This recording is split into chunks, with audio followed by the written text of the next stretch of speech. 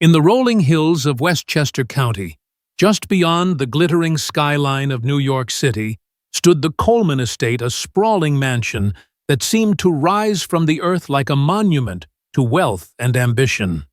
From the outside, it was a vision of grandeur. Wrought iron gates towered over the entrance, their intricate curls gleaming under the sun. A fleet of polished cars, sleek Bentleys, and a cherry-red Ferrari lined the cobblestone driveway, catching the light like jewels. And through the towering windows, chandeliers sparkled their crystals, scattering rainbows across marble floors.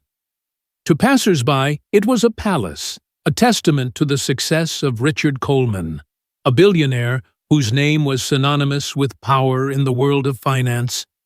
His empire, built on shrewd investments and ruthless business deals, had earned him everything money could buy: respect, influence, and a life of luxury. Yet inside the mansion's towering walls, the air was heavy, the silence oppressive, as if the house itself held its breath. It was a place where wealth glittered, but warmth was absent, a home that felt more like a museum than a haven. Richard Coleman, at 42, was a man who commanded rooms with his presence alone. Tall, with sharp features and piercing gray eyes, he carried himself with the confidence of someone who had never known failure. His days were consumed by boardroom battles and late-night calls with investors across the globe, his focus unwavering as he expanded his fortune.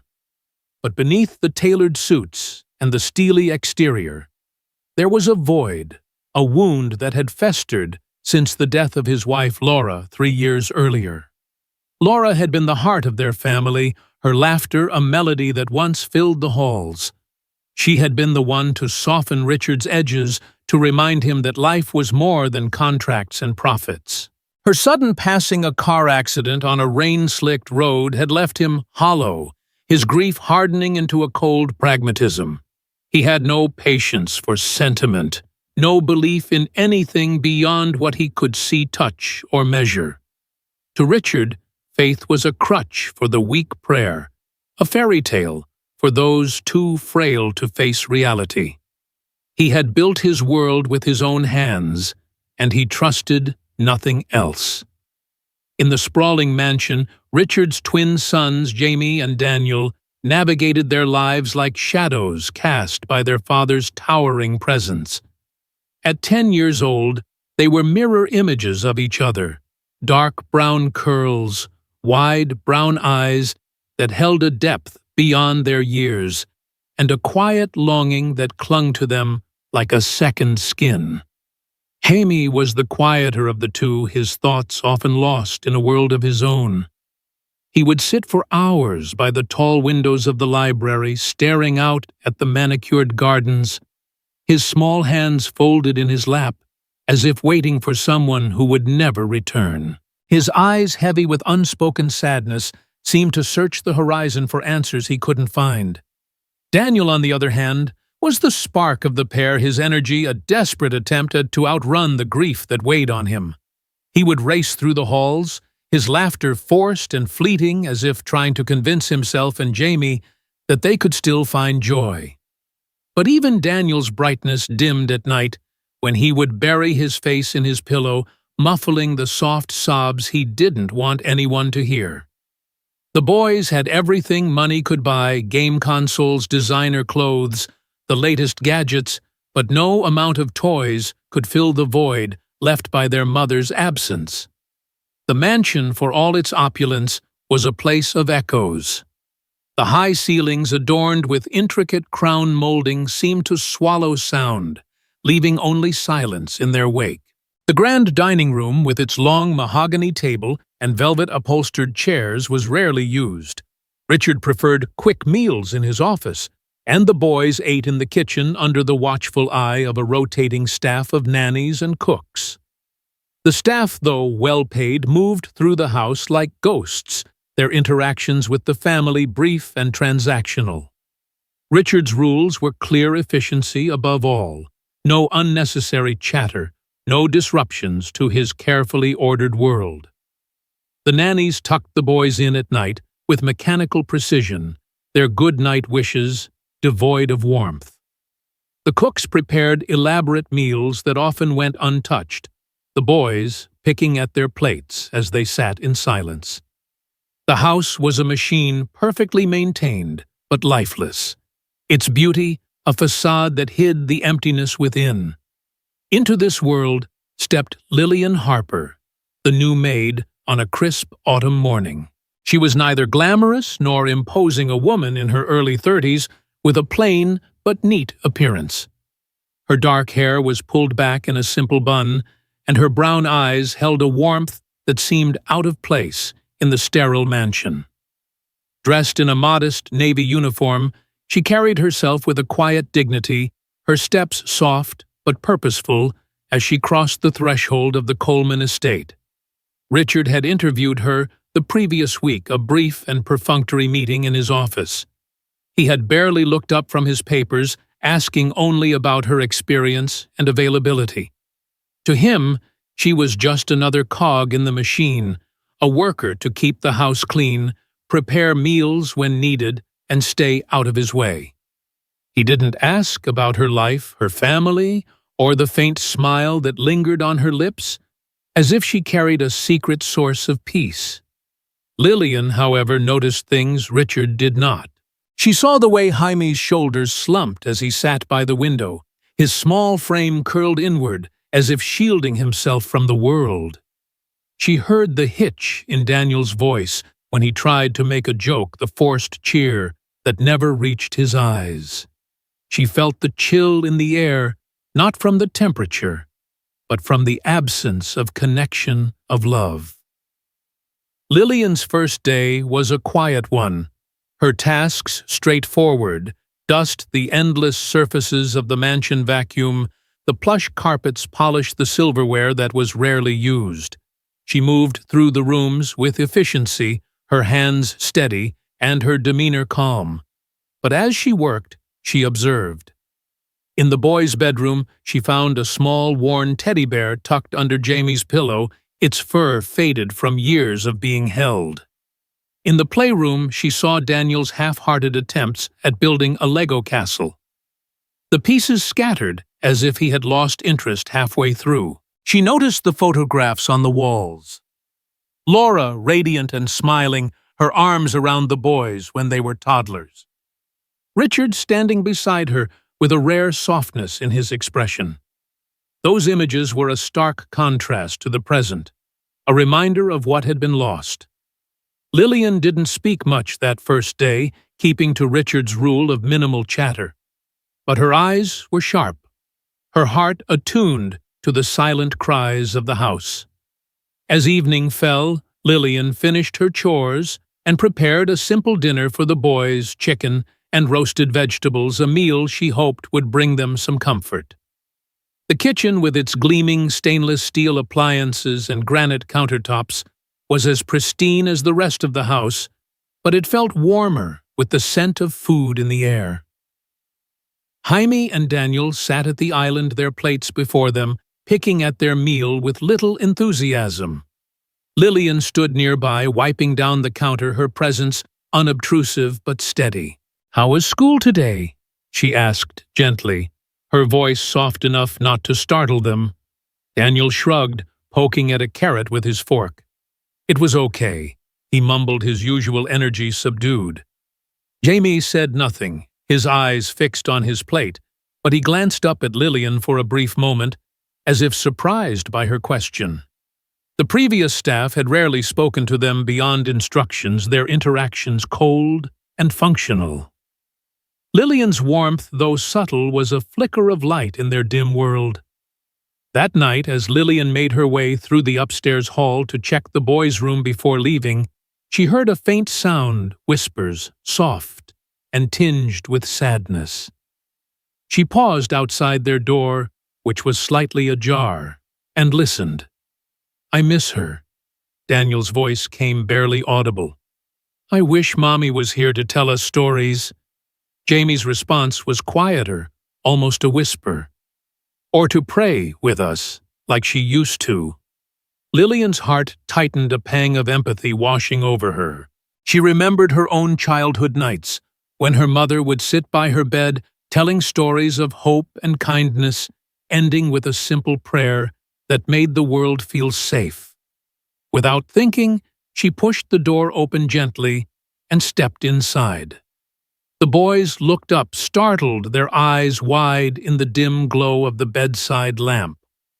"Boys," Lillian said softly, her voice like a warm blanket, "would you like me to tell you a story before bed?"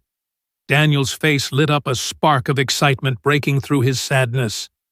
Jamie hesitated, his lips parting as if to speak, then curved into the faintest smile. Lillian sat on the edge of Daniel's bed, her hands folded in her lap, and began a simple tale about a boy who found courage in a forest full of shadows. The boys listened, their eyes fixed on her, their breathing slowing as the story wove its magic. When the story ended, Lillian looked at them, her expression gentle. "When I was little," she said, "my mother taught me to say a small prayer before bed. It's like talking to someone who's always listening. Would you like to try?" Jamie's brow furrowed, his voice small. "Daddy doesn't like prayers." Lillian's smile didn't waver. "It doesn't have to be loud," she said. "Just a whisper from your heart, like telling a friend how your day was." Daniel glanced at Jamie, then nodded eagerly. "Can we ask for Mommy to be okay?" he asked, his voice trembling. Lillian's chest ached, but she nodded. "Yes, you can." For the first time since Laura's death, the boys knelt by their beds, their small hands clasped, their voices shaky but sincere. "God," Daniel whispered, "please take care of Mommy in heaven." Jamie added, his voice barely audible, "and help us not be so sad." Lillian joined them, her own voice soft. "Amen." She tucked them in their faces, more peaceful than they had been in years, and quietly left the room, unaware that she had just planted a seed that would change the Coleman household forever. Richard, meanwhile, sat in his office on the other side of the mansion, the glow of his computer screen casting shadows across his face.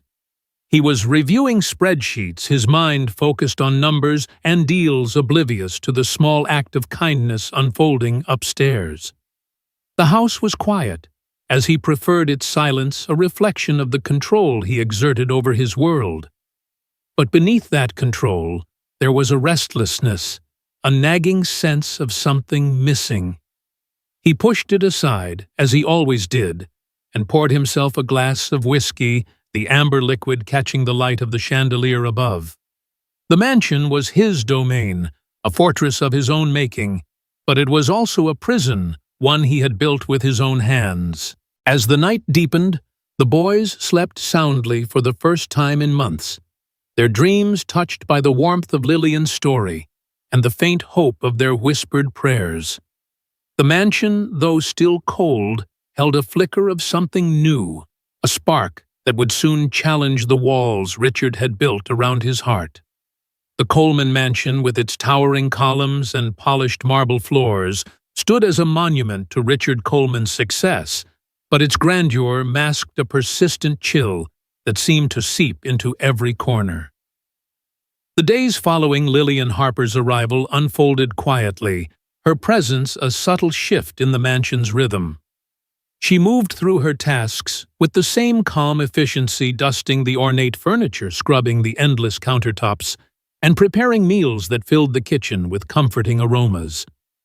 But beyond her duties, Lillian brought something intangible, a warmth that began to thaw the edges of the house's cold silence. Jaime and Daniel, the 10-year-old twins, who had long navigated their father's world like cautious visitors, felt it most keenly. Their brown eyes, once dulled by grief, began to brighten, their small faces softening with the promise of something they hadn't felt since their mother Laura was alive. Lillian's stories, told in her gentle, unhurried voice, had become a nightly ritual, a beacon in the darkness of their loss. And with those stories came something new, the soft whispers of prayer, a practice their mother had once shared with them now rekindled by a maid who saw beyond the surface of their privileged lives. Each evening, after the boys brushed their teeth and climbed into their matching beds, Lillian would appear at their door, her navy uniform slightly wrinkled from the day's work, her smile as steady as a lighthouse. The twins would sit up their pillows, propped behind them, waiting eagerly for her to settle on the edge of Jamie's bed. Her stories were simple but vivid tales of brave children outwitting clever foxes of stars that whispered secrets to those who listened, of kindness that could mend even the deepest wounds. Daniel, with his restless energy, would lean forward, his knees bouncing as he hung on every word occasionally, interrupting to ask, "What happened next?" Jamie, quieter and more pensive, would watch Lillian with wide eyes, his fingers tracing the edge of his blanket, as if anchoring himself to the story's hope. The room, once a place of silent sorrow, began to hum with life. The boys' laughter, soft at first, then bolder, echoing off the high ceilings. Lillian's voice was a balm, soothing the raw edges of their grief, and the twins clung to it like a lifeline. One night, as the autumn wind rattled the windows, Lillian finished a story about a girl who found a hidden garden where wishes came true. The boys were quiet, their faces thoughtful, as if the tale had stirred something deep within them. Lillian folded her hands in her lap, her eyes gentle. "When I was your age," she said, "my mother used to say that stories are like seeds. They grow in your heart if you give them a little care. And prayers, they're like water for those seeds." Daniel tilted his head, his curls falling into his eyes. "You mean like asking God for stuff?" He asked, his voice curious but cautious. Lillian nodded. "Not just for stuff. For courage, for love, for the people you miss. It's like talking to someone who's always there, even when you feel alone." Jamie shifted his voice barely above a whisper. "Mommy used to pray with us. She said it made the dark less scary." Lillian's heart ached at the longing in his words, but she kept her smile steady. "Would you like to try again tonight? Just a little talk from your heart." The boys exchanged a glance, a silent agreement passing between them. They slid out of bed, knelt on the soft carpet, and clasped their small hands together. "God!" Daniel began, his voice shaky but earnest. "Please, keep Mommy safe in heaven. And maybe make Daddy not so mad all the time." Jamie's voice followed, softer but clear. "And help us feel her with us, even just a little." Lillian joined them, her own prayer simple. "Thank you for these boys, and please give them peace." When they whispered "Amen," the room felt lighter, as if the air itself had softened. Lillian tucked them in her hands, lingering on their blankets, and as she left, she saw Daniel's eyes flutter closed, a small smile on his lips. Jamie, too, seemed to breathe easier, his usual frown replaced by a calm she hadn't seen before. The mansion, for that brief moment, felt less like a fortress and more like a home. Over the weeks, this ritual became the boys' anchor. Lillian's stories grew more elaborate, weaving lessons of resilience and kindness into tales of adventure and wonder. The prayers, too, evolved. Sometimes they were for their mother, sometimes for small things like a good day at school, and sometimes with a quiet intensity for their father. "God, please, make Daddy smile again." Daniel would whisper, his voice thick with hope. Jamie would add, "And help him not be so alone." Lillian never pushed them, never spoke of faith in grand terms, but her presence was a steady guide, her warmth a contrast to the cold efficiency of the other staff. The boys began to change their laughter, spilling into the hallways, their footsteps lighter as they ran through the gardens. Even the staff noticed Mrs. Ellis. The head housekeeper remarked to the cook one morning that the twins seemed less like ghosts these days. The mansion's oppressive silence was giving way to small bursts of life, like flowers pushing through cracks in stone. Richard, however, remained oblivious to the shift. His days were a blur of meetings, phone calls, and late-night strategy sessions in his office, where the glow of his computer screen was his constant companion. He rarely saw the boys beyond breakfast, where he would nod curtly at their greetings before burying himself in his newspaper or phone. To him, the mansion was functioning as it should: clean, orderly, predictable. He trusted his staff to keep things running, and Lillian, with her quiet competence, blended seamlessly into that machine. He didn't notice the way Jaime's shoulders were less hunched, or how Daniel's jokes at the breakfast table were starting to sound genuine. He didn't see the way the boys lingered near Lillian when she served dinner, their eyes bright with a trust they hadn't shown anyone else. Richard's world was one of control, and he preferred it that way: uncomplicated, unemotional, untouched by the messiness of grief or hope. But the boys' transformation was undeniable. At school, their teachers noticed they were more engaged, raising their hands in class instead of staring blankly at their desks. At home, they began to seek Lillian out during the day, trailing her as she dusted the living room or folded laundry in the utility room. "Tell us a quick story." Daniel would beg, his grin infectious, and Lillian would oblige with a short tale about a mischievous squirrel or a brave little boat. Jaime, less vocal, would watch her with a quiet intensity, as if memorizing her words. One afternoon, while Lillian was polishing the silver candelabras in the dining room, Jaime slipped in and sat at the table, his sketchbook open. "Lillian," he said hesitantly, "do you think Mommy can hear us when we pray?" Lillian paused, her cloth still in hand, and met his gaze. "I think love finds a way to reach across any distance," she said carefully. "When you pray, it's like sending her your heart."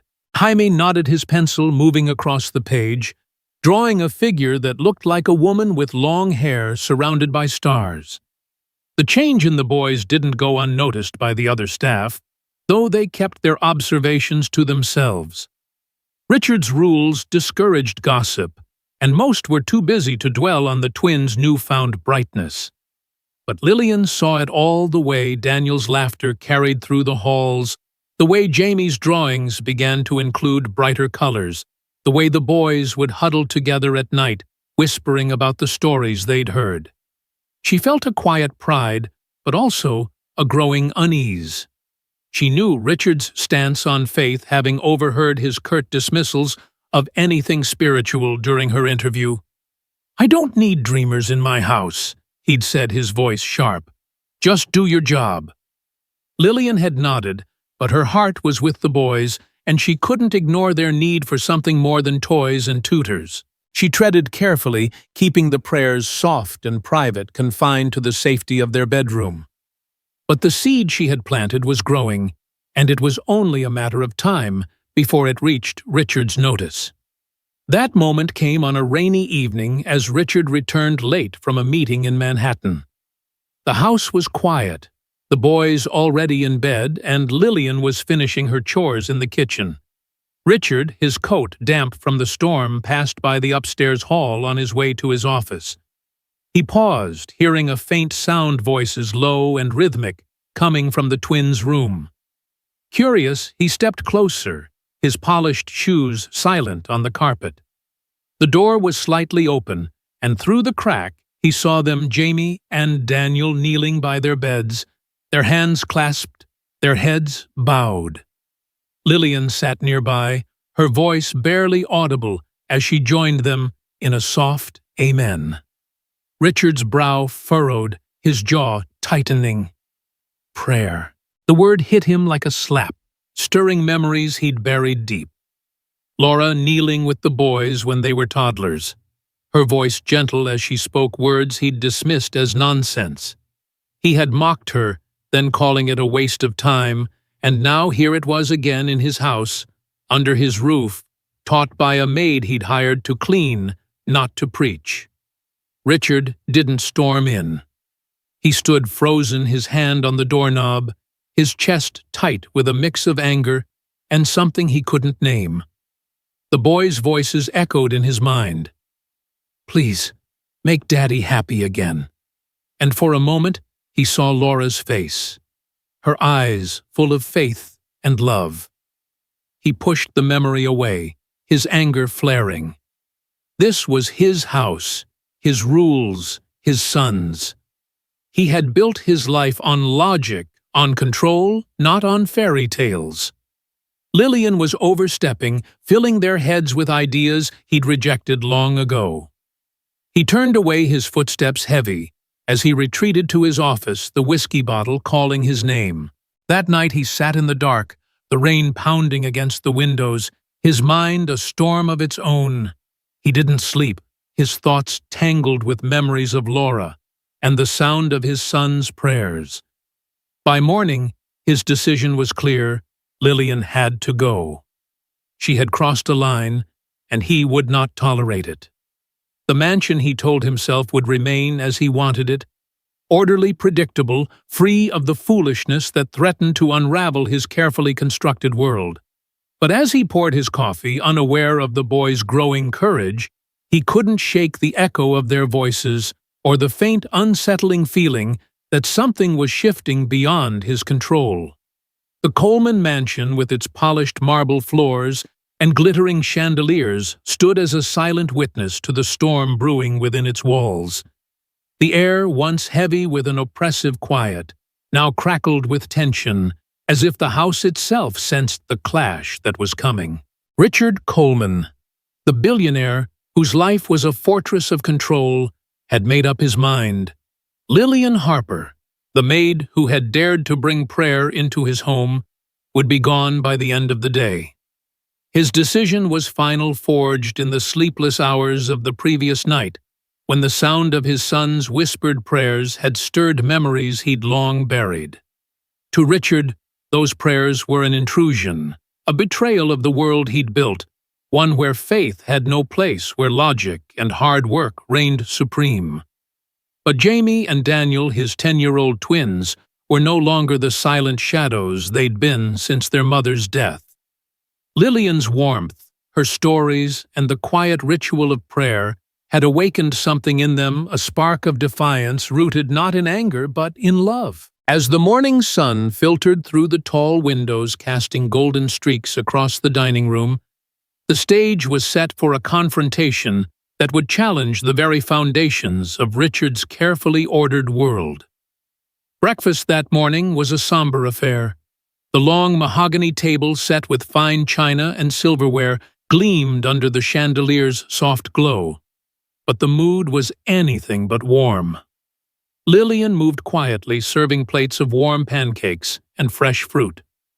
Her hands steady, despite the weight of Richard's decision hanging over her.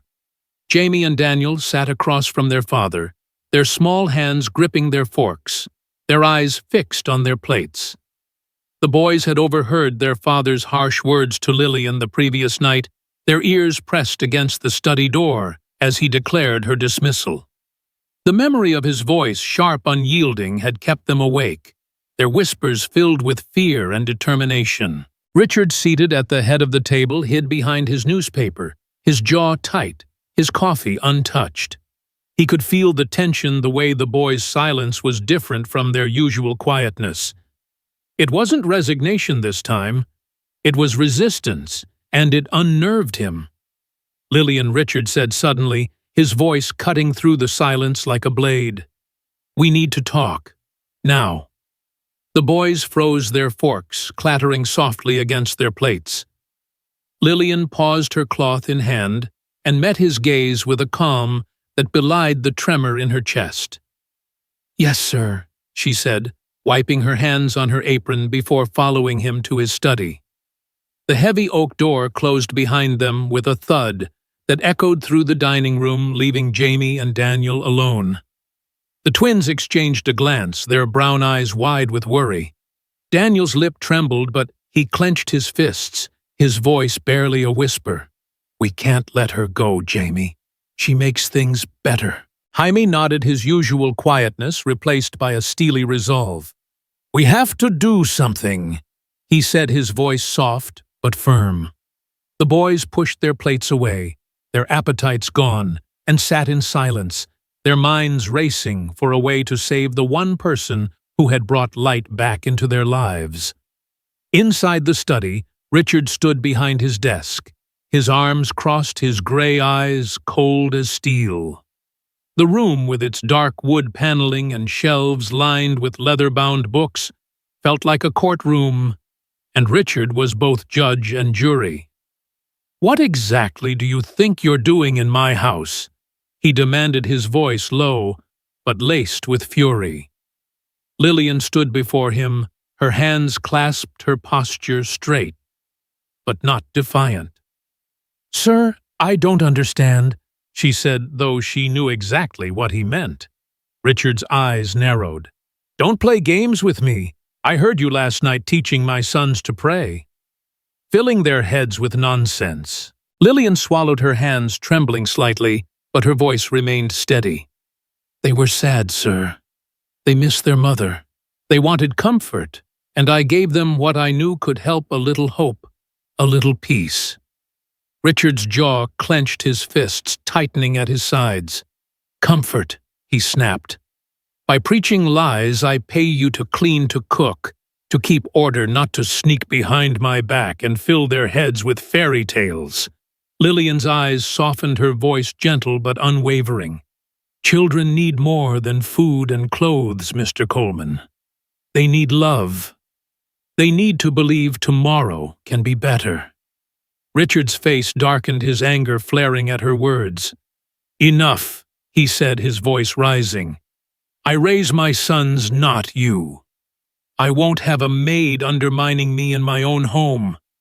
Pack your things after breakfast. You're fired." The words landed like a hammer, heavy and final. Lillian's chest tightened, but she didn't argue. She bowed her head slightly, her voice barely above a whisper. "Yes, sir." She turned to leave, her steps measured, her heart aching not for herself, but for the boys she'd come to care for. As she closed the door behind her, she didn't see the two small figures crouched outside, their ears pressed to the wall, their eyes filling with tears. Jaime and Daniel had slipped out of the dining room, their socks silent on the hardwood floor, driven by a desperate need to know what was happening. When they heard their father's words, "You're fired," their hearts sank, a cold dread settling over them. They scurried back to the dining room, their faces pale, and sat down just as Lillian returned to clear the table. She offered them a small, reassuring smile, but the boys could see the sadness in her eyes. "It's okay," she said softly, as if sensing their fear. "Finish your breakfast." But the twins didn't move. Their plates remained untouched, their hands folded in their laps, their silence a quiet act of rebellion. Richard emerged from the study, his expression unreadable, and took his seat at the table. "Boys," he said, his voice firm, "eat your food. You'll be late for school." Daniel looked up, his eyes red, his voice trembling but defiant. "We're not hungry," he said. Jaime added, his voice quieter, but no less resolute. "Not if you're sending Lillian away." Richard froze his coffee cup halfway to his lips. His sons, who had always obeyed his every word, were staring at him with a defiance he'd never seen before. It wasn't anger in their eyes, but something deeper, love mixed with a desperate plea. He set the cup down, his hand unsteady, and cleared his throat. "This isn't up for discussion," he said, his tone sharper than he intended. "Get ready for school. Now." But the boys didn't move. Daniel pushed his plate further away, his small jaw set. "She makes us happy," he said, his voice breaking. "She tells us stories like Mommy did. She prays with us." Jaime's eyes glistened, but he held his father's gaze. "We don't want her to go, Daddy. Please." The room fell silent, the weight of their words hanging in the air. Richard felt a pressure in his chest, a mix of anger and something he couldn't name.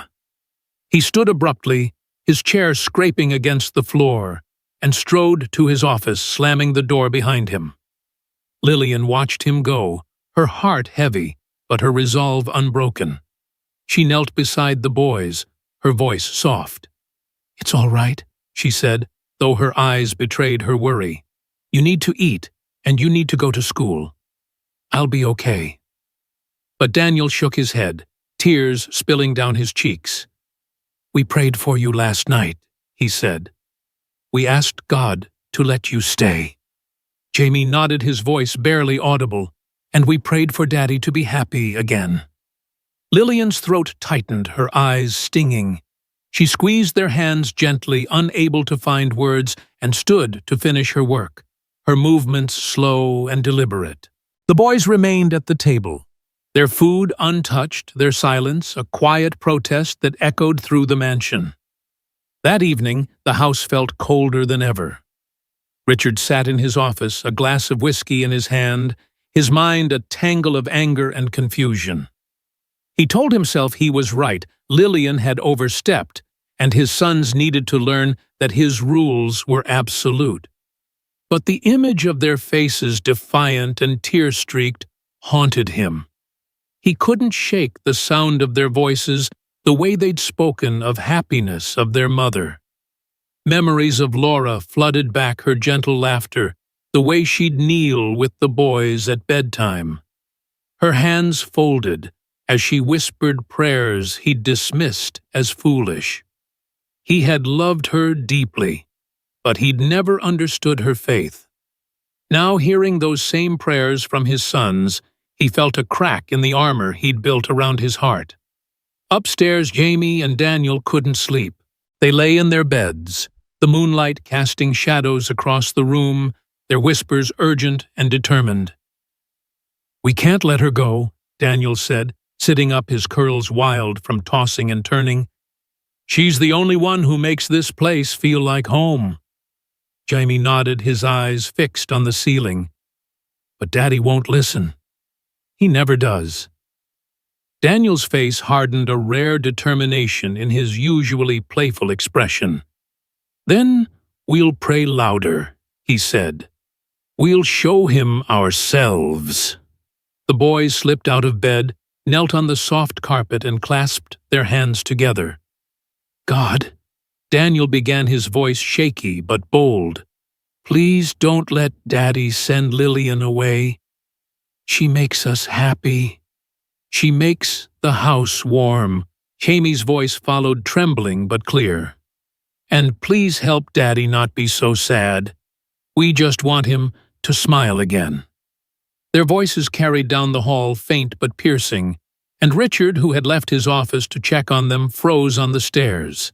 He followed the sound, his footsteps silent, and stopped outside their door.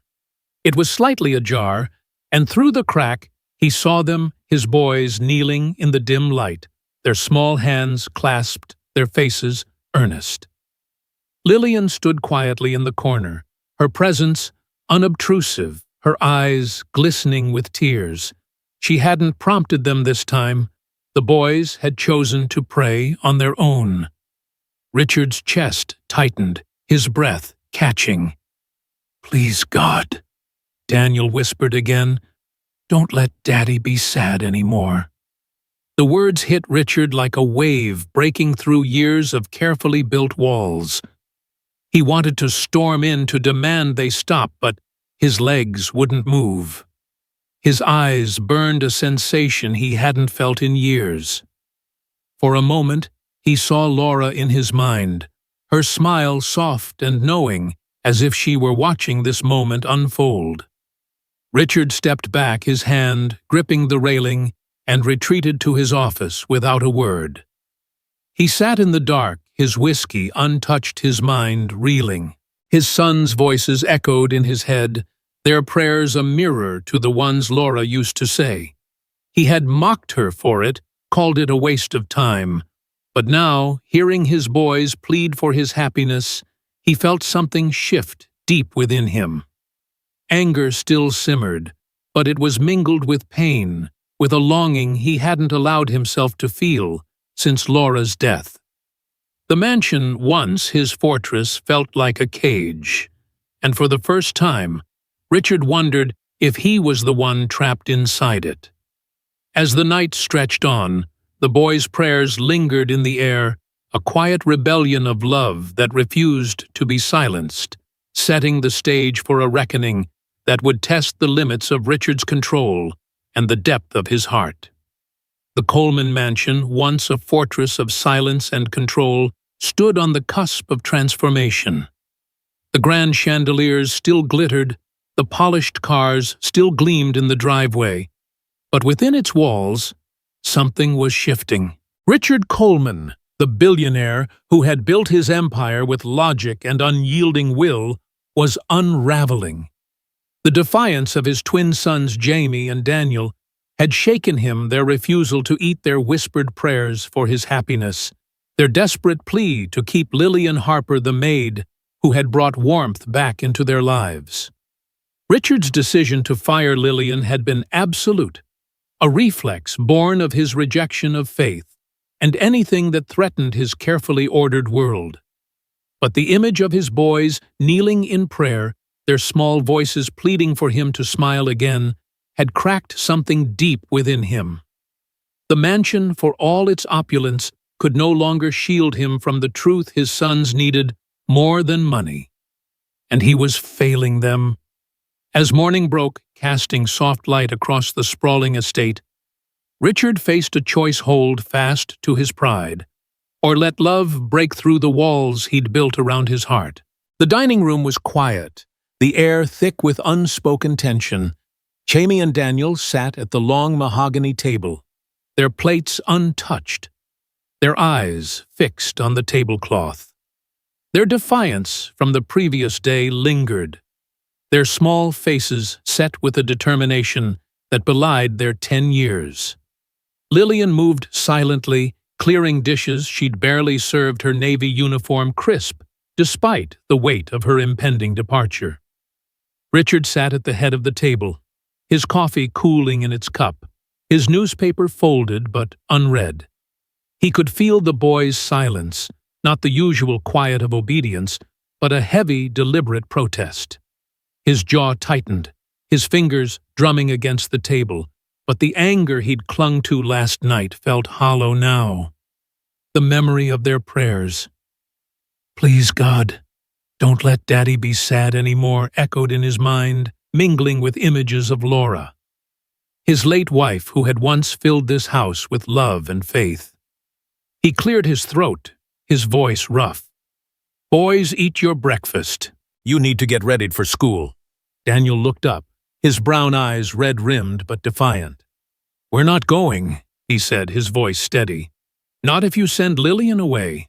Jamie nodded, his voice softer, but no less firm. "We prayed again last night, Daddy. We're not stopping." Richard's hand stilled his coffee cup halfway to his lips. His sons, so small and fragile, were standing against him, not with anger, but with a love so fierce it left him speechless. He set the cup down, his hand trembling slightly, and looked at Lillian, who stood by the counter, her hands folded, her expression calm but sad. "Lillian," he said, his tone less sharp than before, "leave us for a moment." She nodded and stepped out, her footsteps soft on the hardwood floor. The boys watched her go, their faces crumpling, and Richard felt a pang in his chest. He leaned forward, his voice low. "This isn't how things work in this house," he said, trying to summon his usual authority. "You don't get to decide who stays or goes." Daniel's lip trembled, but he held his father's gaze. "She makes us feel loved," he said, his voice breaking. "Like Mommy did." Jamie reached for his brother's hand, his eyes glistening. "We just want you to be happy, Daddy. Lillian helps us feel like a family again." The words hit Richard like a tide, washing away the last of his defenses. He stood abruptly, his chair scraping against the floor, and strode to his study, slamming the door behind him. Alone, he paced, his hands running through his hair, his chest tight with a storm of emotions he hadn't allowed himself to feel since Laura's death. He saw her in his mind, her gentle smile, the way she'd kneel with the boys, her voice soft as she prayed. He had mocked her, then called her faith a weakness, but now seeing his sons echo her words, he felt the weight of his own emptiness. The mansion with all its wealth was a hollow shell without love, and he was the one who had let it become so. He sank into his chair, his head in his hands, and for the first time in years, he let himself cry, silent, wrenching sobs that shook his frame. That evening, Richard found himself drawn to the twins' bedroom. The house was quiet, the staff having retreated for the night, and Lillian was packing her small bag in the servants' quarters, preparing to leave. The boys were in their room, their bedtime routine disrupted by the uncertainty of the day. Richard paused outside their door, hearing their soft whispers. He pushed it open gently and saw them kneeling by their beds, their hands clasped, their voices trembling but clear. "God," Daniel whispered, "please, let Lillian stay. She makes our house feel warm." Jamie added, his voice barely audible, "And please help Daddy smile like he used to with Mommy." Richard's throat tightened, his eyes burning. He stepped inside, his voice rough. "What are you doing?" The boys turned startled, their eyes wide. Jamie spoke first, his voice small but brave. "We're praying, Daddy, for you." Daniel nodded, tears spilling down his cheeks. "We don't want toys. We just want you to be happy with us." Richard's knees buckled, and he sat heavily on the edge of Jamie's bed, his head bowed. The boys climbed up beside him, their small hands reaching for his. He looked at them, their faces so much like Laura's, and felt his heart crack open. "I don't know how to pray," he admitted, his voice broken. Lillian, who had heard the commotion and stood quietly at the door, spoke softly. "You don't need special words, sir. Just speak from your heart." The boys squeezed his hands, their eyes bright with hope. "It's easy," Daddy Daniel said. "Just say what you feel." Richard hesitated, his pride warring with the ache in his chest. Then slowly he bowed his head, his words clumsy but raw. "If you're there," he whispered, "take care of my boys. Help me be a better father. And tell Laura I miss her." The room fell silent, the weight of his words settling over them like a soft blanket. Jamie squeezed his hand, his voice a whisper. "Amen." The boys threw their arms around him, their small bodies trembling with relief and joy. Richard held them tightly, tears streaming down his face, and for the first time since Laura's death, he felt a flicker of peace. He looked up at Lillian, who stood with tears in her eyes, and nodded slightly. "Stay," he said, his voice hoarse. "Not just as a maid, as part of this family." Lillian's smile was soft, her nod simple but profound. The boys cheered, their laughter filling the room, and the mansion, so long a place of silence, began to hum with life. In the weeks that followed, the Coleman household transformed. Richard didn't become a man of faith overnight.